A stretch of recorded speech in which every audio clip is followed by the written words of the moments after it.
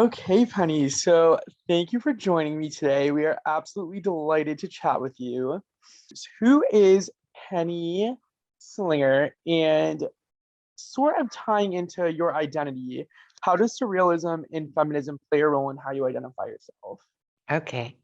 Well, I'd say first and foremost, I identify as an artist. And that's my identifier since I was yay high. I always knew that this was a calling for me. And along with that, obviously, if I thought that I was going to be an artist, I thought that I had something to say through my art. So then we come into, well, what is it that you want to say? And going through the system, going to art school, trying to train what was just a natural talent, but wanting to, get into the field where you hone and refine whatever gifts you have. I then discovered surrealism along the way when I was about to do my thesis. And that sounds kind of a little late in the game because I'd been at art school for like 4 years and then to discover surrealism. But we have to understand that back in the UK at that time, things were a little bit different and we didn't have exposure to a tenth of the things that we have exposure to now. And so we came to surrealism and sort of spent, I guess, a class or two in art history, but I hadn't found the books of Max Ernst until I went on my own personal dive into what am I going to write about, what do I care about, and I realized I really cared about the human form as an interface. We are in human form, and it seemed like an important piece to bring into the equation, to use as this kind of lens, if you like. And I realized too that I didn't really feel attracted so much to just representations of the human form. I felt attracted to the symbolic and the mythic and the mystic and things that use the human to kind of talk about something beyond just surfaces. So I found a lot of that in ancient culture, and then moving through, I found the collage books of Max Ernst. And here was a way of using collage to create these seamless, magical dream worlds. And that for me was a big aha moment. It was, oh, you can do that. I thought collage was just cutting up bits of paper and you'd see where they stuck. But here we had him making this whole mythology. So I fell in love with that, wrote my thesis on it, and therefore found very much the roots of languaging in what the surrealists were doing, in the dredging of the subconscious and in that shock value of bringing unexpected things together. So therefore I made my first book of collage, 50% The Visible Woman, as my direct response to Max Ernst, and thinking the best way to really give tribute to someone who's inspired you is to do something inspired by them. And so that's what I did, but I wanted to make it my own. So this is where the feminism comes in. And it wasn't really feminism as such, because back in the day, it seemed that the feminist movement was very much to do with getting equal rights to men, all of this kind of thing. And well, frankly, I didn't find it kind of sexy enough. It was a little bit unsensual, a little bit political. And so I didn't really identify with the movement as such, although I would say my work has always been about the liberation of the feminine. But that feminine is as the prime identifier as an artist. To me, the act of creation is rather like the male and female sides of yourself coming together and making love and producing the child, which is the artwork. So my kind of feminism and liberation of the feminine was for men and women, not just for women, although I've worked a lot with women because, that's the energy that needs to kind of come up to balance things out. But this was really how I positioned myself then when I started using surrealism. I wanted to use it to explore the feminine psyche and to lay that bare in a way that I felt hadn't really been done, and to use myself as a muse, as this kind of petri dish for all the things I was looking at, and put myself out there as the example of what I thought this was about. Because if you can't do it for yourself, then what right do you have to really do it for anyone else? Right. And I mean, even holistically speaking, like looking at you as an artist, one thing I absolutely love about you is that you're so multifaceted and you're interested in all these different mediums. So, Right. what is it especially about poetry and imagery that pairs so well for you? Well, I've always loved words as well as I've loved images. See, I had a natural facility with making imagery, but I also have always heard words just tumble into my consciousness. Right. And they often have a very poetic form as they kind of come in and pass through. And I love the combination of poetry with imagery because there's nothing to do with explaining it away. Poetry is another way of making a collage. It's a verbal collage because you're freed up in a poetic form to just bring these thoughts together like images and put them in any kind of juxtaposition that you like. So you're not bound by the kind of linear progress that prose has.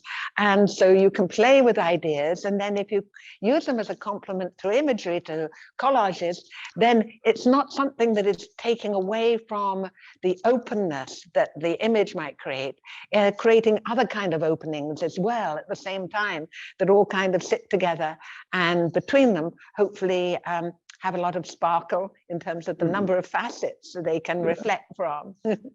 Yeah, oh my God, it's absolutely gorgeous the way your mind works like that. And I think it's so cool, sort of finding the parallels between the two. Like you're finding the parallels between so many of these other works with surrealism and feminism. So it's immensely fascinating to me. So going back to briefly talking about 50% the Visible Woman, what Right. was it like sort of expanding this work nearly 50 years later with your latest exhibit, 50/50 with Blum Poe? Well, it felt a very timely moment. We've been talking for a while about getting the book out again. And here at the 50th anniversary, it's like, well, this is the moment, obviously. Yeah, And we are, long time coming. and we actually got it selling for $50 too. So we've, made it 50, 50, 50 all the way 50s through. across the board. Right. And of course, the whole idea of saying 50% was because it was, well, lucky if you get 50, but saying when you're looking at someone, a woman in this case, because I was, I'm that person, you're only seeing half of what's really going on because all the rest is going on underneath. So, the book was about kind of bringing all the things up from inside. And the fortunate thing with redoing it now, I was able to combine the first edition, which I did, with the published version. Now, in 1969, I did the first version of the book as my response to Max Ernst and as part of my whole thesis and diploma exhibition. And I made handmade copies and put real snakeskin on. And then a couple of years later, I managed to publish it. Well, in the published version, there were a few changes, and there were 13 images, for instance, that were left out of the published version. And the wood grain, which I'd put in like doorways for all the different chapter headings, those had gone. And so what I tried to do with the new book, and the cover signifies it, I've got the image from the published version and the snakeskin from the handmade version on the cover, representing the synthesis. So I meditated on it, and I went through both versions so carefully, and then tried to get the best of the best and distill it and bring it together, and then make this the content of this now super book here at the end of 50 years on. Yeah. Interesting. I absolutely love that. And one thing too, like sort of going back to like the fruition of when this book first came to be, I remember reading that Rolling Stone magazine once said that this book will become as important on your bookshelf as Sgt. Pepper is on your record track. And what was it like for you being compared to the greatest of all time, like the Beatles, at such a sort of immediate start in your career? Well, I mean, let's say we wish that it was, and I'm not dead yet, so maybe it still can be. And I also hope and claim here in this moment that it can be before I'm dead and not just after, right? As is the way a lot of these things go. But at that time, yes, wonderful to have that kind of review. But you see, I did think that I was destined to be this mega artist, this woman who was going to break through and change everything. So Lady Picasso, if you like, something that was going to be mega. So I kind of took these things in my stride because I felt, yes, you're right. It is meant to be like that. Yeah. Yeah. And with 50/50 now, this new exhibit, following the suit of your entire career, you continue to appropriate surrealism's language and themes like the woman's body as an object, dream state as entrance into the unconscious, and sexual and bodily desires, and show us how that can be applied to everyone individually and our culture as a whole. So, sort of in your own words, how would you describe this new exhibit? Taking the body of the book. I mean, the exhibit is really all about the book. Right. We have one insert, which is the new work, My Body in a Box, which is with me 50 years on, still doing collage and poetry, although now digital collage and poetry that I've written now. But, you know, the formula, I'm still working that formula. So we have that in there, but the rest of the exhibition is dedicated to 50%. I've got a couple of sculptures there, but that's really to show the work that was happening at the same time. And because so often people have thought they've seen my collages and think that I'm only a two-dimensional artist, whereas I've always worked between the dimensions and mixing all the different media. So I wanted to show a couple of three-dimensional pieces which were using similar themes to in the book, but the one that was from 69, so all of this was coincidental and at the same time with the book. So I wanted to show that, but the rest of it is dedicated to the images in the book. And so we've got them out there. We've got a little QR code where you can read the poem that goes with it over it. So we brought that into the now, use the technology we have to enrich it and move with the times. But really, you know, it's just showing what I was expressing then, which I guess a lot of things haven't changed although we think a lot of things have changed and a lot of things have, there's still other things that are still very prescient and very of the moment. And for instance, one of the pieces, which is called Don't Look at Me at That Tone of Voice, and it's me with my hand up and I've got a mouth and eyes here. I mean, cancel culture, come on. Right. It's like the personification of cancel culture right there. That's it. So all of these things which I found to be, I'm a young woman coming out into basically a man's world. I want to be successful. I want to make my mark in this world. And so I'm going to look at everything I see happening and examine it and exhibit it through my eyes and show how I think I'm being seen, show how I think women are being seen in the media, show all these different masks and personas and shuffle it all up and deliver it in this surreal package where they all dance together in new associations so that people can't feel comfortable in how they see them anymore. But it'll jangle things up and hopefully peel away a few layers of the onion so that you can see what's going on within. And it's not just blood and guts, it's dream worlds, it's fantasies, it's things that you wouldn't believe this nice girl would be thinking, you know. All of that. Right. And it's quite interesting to me too, because I mean, this is a book that really came into fruition nearly 50 years ago, and it still has all of these themes that are ever so prevalent in today's culture, while still with the exhibit sort of like complementing all of these other aspects like cancel culture we talked about, and tying in this digital element now with like the QR codes, which is something that would seem just absolutely insane to me back then. But I'm glad that you brought up the feature of My Body in a Box, which is a new photo series that I believe was created during the pandemic. So in like sort of sheltering in place and kind of going through it as a whole global community, do you think that experiencing that and creating this sort of artwork, did this have any effect on the like efficacy of the messaging behind the series, as it was something that everybody sort of went through together?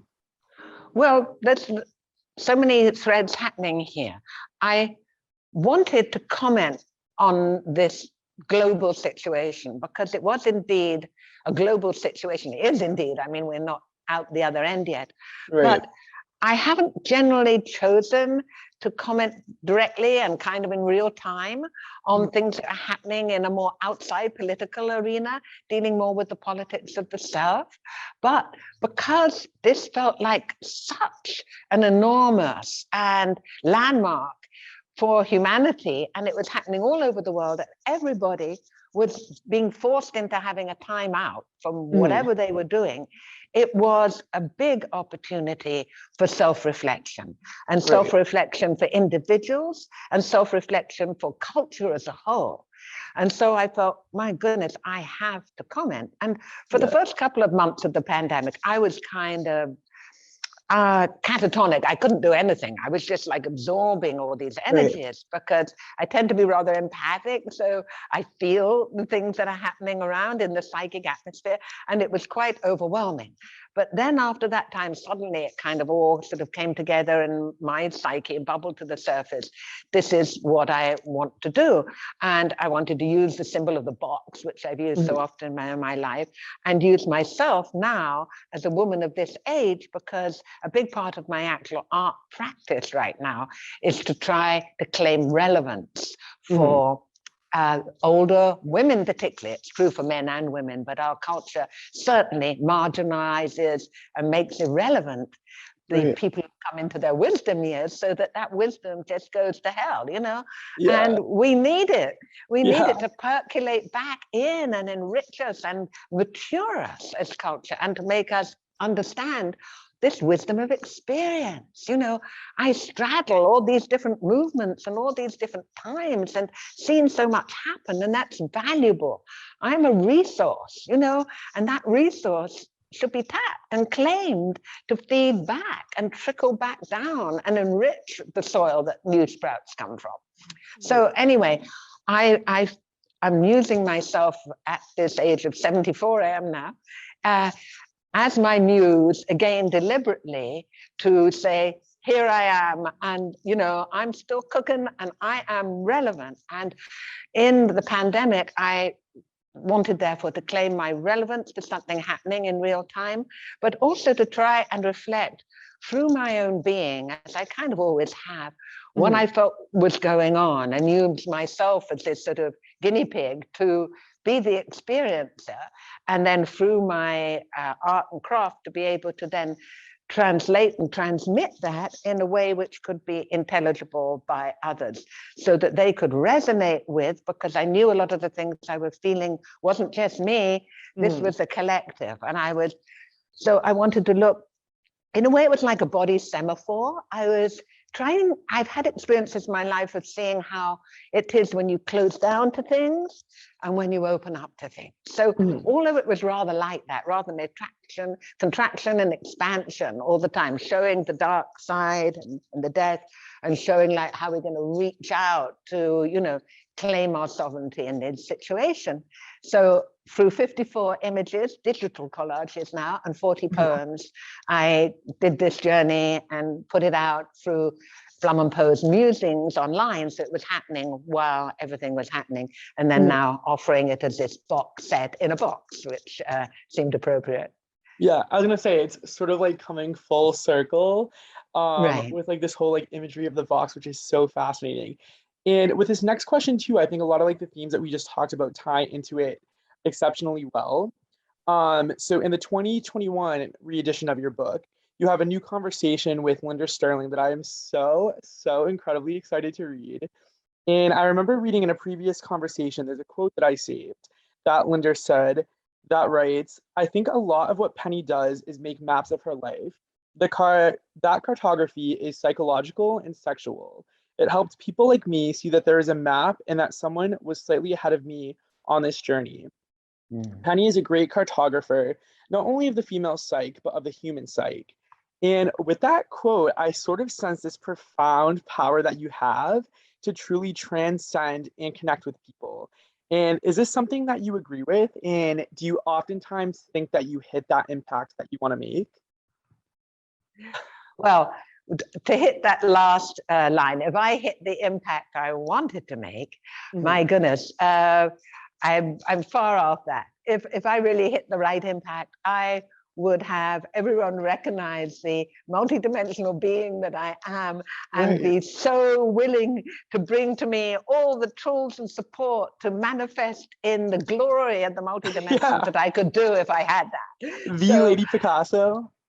Yes. So I have a small impact compared with what I really could envision. But with that small impact, I'm trying to do the best that I can to communicate from, my heart and soul and being, and the blood and guts of it all, as well as the cerebral celebration, to bring it all together as my offering of as much truth and integrity that I can bring to the table, so that others will not feel alone and feel inspired and encouraged, because I'm still going and I've been through a lot in my life, and I believe that I have found ways, as I was trying to articulate in my pandemic series, of feeling the dark side, but also being able to claim the transcendence in it all, so that, that's all we can do as a human, to try and move through that. And this liberation, this female liberation,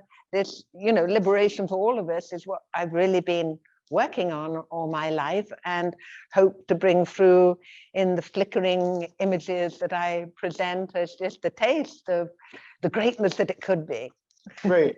And I think like there's this whole theme and topic of relevancy, and everybody wants to have like this spotlight at some point in their life. And for me, it's so sort of inspiring for me to see someone like you, whose career really took off 50 years ago at this point, and seeing now we're at a point of 2021. We just went through this crazy change as a whole entire planet with this pandemic, of going through this resurgence, and where it really sort of just shows that everybody has this voice.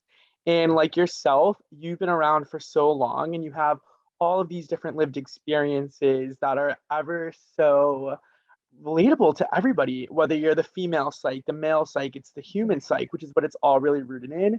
I think that's just so cool to see where we're going to be. And sort of wrapping it up with that in mind, what do you think is sort of next for Penny Slinger? Well, I'm in the midst of a series that I started a few years ago. And all this, as I say, is prefaced by, I'm doing what I can do myself, in lieu of not having the whole, team of people supporting me to do what I feel I really could do. But in lieu of that, I'm doing just everything I can, my own self. And this series is collectively called My Body. And My Body in a Box is a section of that. I have another section called Animal Totems, where I'm blending myself with different creatures of the world. There's a little flash of one behind there. I have another section that I've done called Alchemy of Stuff. And that's a 3-dimensional series, big pieces, 4 foot by 8 foot. And they're about my relationship to material in this world, stuff that we all live with and deal with. So there's that part. And then I'm now working on the next phase of it, where I'm bringing together truly in a multimedia way. I've got a big printer, so I can print life-size prints. So I'm doing my body life-size, and then collaging in and painting into that, and bringing 3 dimensions into that. And so I'm exploring my whole body of experience through the glyph of my body now. Oh, and I absolutely love that. Do you have any dreams of having any other exhibits in the States anytime soon? I'm based in Brooklyn, for example, so I would love to see you featured somewhere in the city here. Oh, yes. Well, I have dreams all the time. And as soon as someone will give me the chance, I would take it. So I have something happening in France coming up, and I have something happening in London, a group show in the new year. But nothing for New York at the moment. But, send anyone my way, because I want to just get the work out there.